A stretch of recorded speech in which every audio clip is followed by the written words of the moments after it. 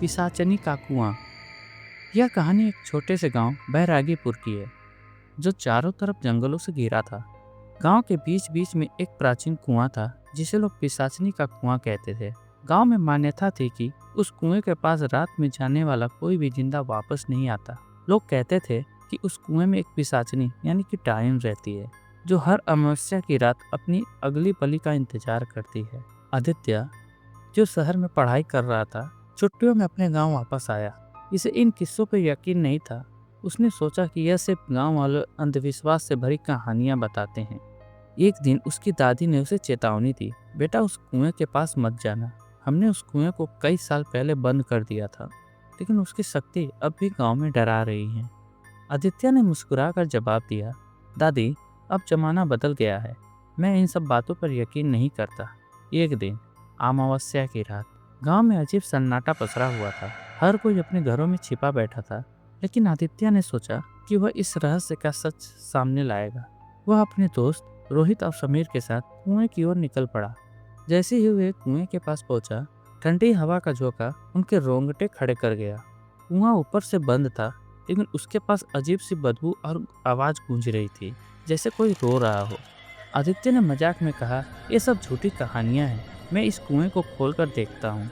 जैसे ही उसने कुएं के एक पत्थर को हटाया, कुएं से एक ठंडी हवा का तेज झोंका निकला और वहां रोशनी अचानक कम हो गई। कुएं के अंदर से एक आवाज आई, तुमने मुझे जगा दिया है, अब कोई नहीं बचेगा।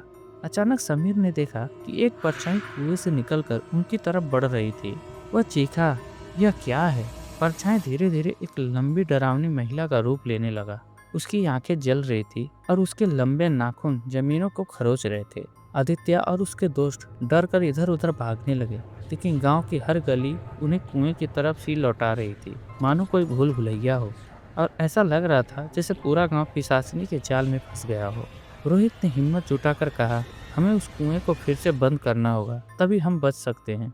आदित्य और समीर ने मिलकर पत्थर को वापस कुएं पर रखने की कोशिश की, लेकिन तभी पिशाचिनी ने उन्हें पकड़ लिया। उनसे कहा, तुमने मुझे छेड़ा है, अब तुम मेरी बलि बनोगे।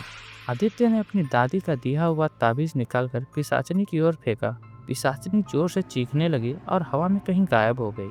लेकिन अगले दिन गांव वालों ने देखा कि कुएं के पास आदित्य के दोस्त की चप्पल पड़ी थी और उन दोनों का कोई नामो निशान नहीं था। आदित्य ने सबको यह कहानी सुनाई, लेकिन किसी ने उस पर यकीन नहीं किया। कहते हैं आज भी उस कुएं के पास से लोगों को समीर और रोहित की मदद के लिए चीखने की आवाज़ें आती हैं। क्या आप भी उस कुएं के पास जाने की हिम्मत करेंगे? तो दोस्तों, आज की यह कहानी आपको कैसी लगी? अगर कहानी पसंद आई हो तो प्लीज़ वीडियो को लाइक और चैनल को सब्सक्राइब जरूर कर दीजिएगा। मिलते हैं हम ऐसी अगली कहानी पे। तब तक आप अपना ख्याल रखें। धन्यवाद।